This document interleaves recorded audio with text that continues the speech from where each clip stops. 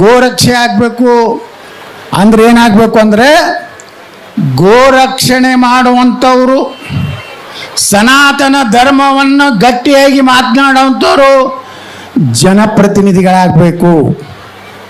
ನಾವೇನಾಗಿವೆ ಅಂದರೆ ಬರೀ ಚುನಾವಣೆಯಲ್ಲಿ ದುಡ್ಡು ಕೊಡುವಂಥವ್ರು, ಚುನಾವಣೆಯಲ್ಲಿ ಮದ್ಯವನ್ನು ಹಂಚುವಂಥವ್ರು, ಚುನಾವಣೆಯಲ್ಲಿ ಬಂದಾಗ ಮಾತ್ರ ದುಡ್ಡು ಕೊಟ್ಟು ಹೆಂಡ ಕೊಟ್ಟು ವೋಟ್ ತಗೊಂಡ ಮೇಲೆ ಈ ದೇಶದಲ್ಲಿ ಪರಿವರ್ತನೆ ಆಗಲಿಕ್ಕೆ ಸಾಧ್ಯ ಇಲ್ಲ.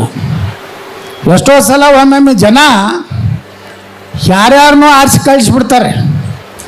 ಮೊದಲ ನಾವು ಈ ಸರ್ಕಸ್ನಲ್ಲಿ ನೋಡ್ತಿದ್ವಿ ಜೋಕರ್ಗಳನ್ನ ತಳಿ, ಸರ್ಕಸ್ನಾಗ ಇರ್ತಿದ್ವಿ ಜೋಕರ್ಗಳು ನೋಡಿರಲಿಲ್ಲ ಸರ್ಕಸ್ನಾಗ. ಹಾಂ, ಅಲ್ಲಿದಿಂದ ನಾಟಕದಾಗ ಇರ್ತಿದ್ರು ಕೆಲವೊಂದು ಜೋಕರ್ಗಳು. ಈಗ ವಿಧಾನಸಭೆ ಒಳಗೂ ಜೋಕರ್ಗಳು ಬಂದ್ಬಿಟ್ಟಾರೆ.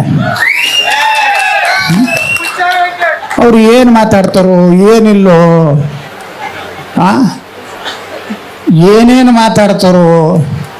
ನಾನು ನೋಡಿದೆ ಇವತ್ತು ರೋಡುಗಳು ಮ್ಯಾಗೆ ಗುರ್ತಾಯ್ತು ಹೆಂಗೈತಿ ಪರಿಸ್ಥಿತಿ ಚಿಕ್ಕಬಳ್ಳಾಪುರದ ಹೊತ್ತು. ನಮ್ಮ ಬಿಜಾಪುರನಾಗ ಬರ್ರಿ, ನಾ ಹೆಂಗೆ ರೋಡ್ ಮಾಡೀನಿ. ನನ್ನ ಬಿಜಾಪುರ ಹೆಂಗೆ, ನಮ್ಮದು ಧೂಳಾಪುರ ಇತ್ತು. ಈ ಭಾಳ ಮಾತಾಡ್ತಾರಲ್ಲ ಟಿ ವಿ ಮುಂದೆ, ಕೆಲವೊಂದು ಮಂದಿ ಟಿ ವಿಯವ್ರನ್ನ ಇಟ್ಕೊಂಡು ಬಿಟ್ಟಿರ್ತಾರೆ ಫಿಕ್ಸ್ ಗಿರಾಕಿಗಳನ್ನ. ಯಾಕೆ ಇಟ್ಕೊಂಡಿರ್ತಾರೆ ಗೊತ್ತೈತೇನು? ಟಿ ವಿಯವರು ಒಂದು ಎಂಥದ್ದು ಬೇಕು ಗಿರಾಕಿ ಅಂಥ ಜೋಕರ್ನ ಇಟ್ಕೊಂಡು ಚಲೋ ಚಲೋ ಮಂದಿಗೆ ಪ್ರಶ್ನೆ ಮಾಡ್ಕೊತ ಅಡ್ಯಾಡ್ತಾರೆ.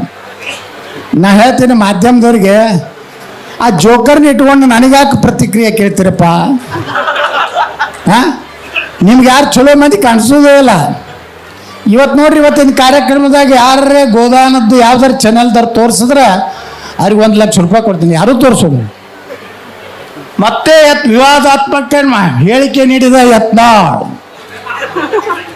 ಇದೇ ಹೊಡಿತಾರ ಅವ್ರು ಹೊಡಿತಾರ, ಪೊಲೀಸರು ಒಂದು ಕೇಸ್ ಹಾಕ್ತಾರ.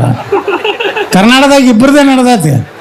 ಯತ್ನಾಳ್ ಬರ್ತಾನಂದ್ರೆ ಎಲ್ಲ ಕ್ಯಾಮ್ರಾಗಳು, ಪೊಲೀಸರ ಕ್ಯಾಮ್ರಾಗಳು ಹಿಂಗೆ ಇಲ್ಲಿ ಕೊಟ್ಟಾರ ನೋಡ್ರಿ. ಇದು ನಮ್ಮ ಮಾಧ್ಯಮದವ್ರು ನನಗೆ, ನಾ ಏನು ಮಾತಾಡ್ತೀನೋ ರೆಕಾರ್ಡಿಂಗ್, ನಾ ಮಾತಾಡಿದ್ದು ಎಡಿಟ್ ಮಾಡುವಂಥ ನನ್ನ ಮಕ್ಕಳು ಭಾಳ ಅದಾರ್ತಿ ರಾಜ್ಯದ.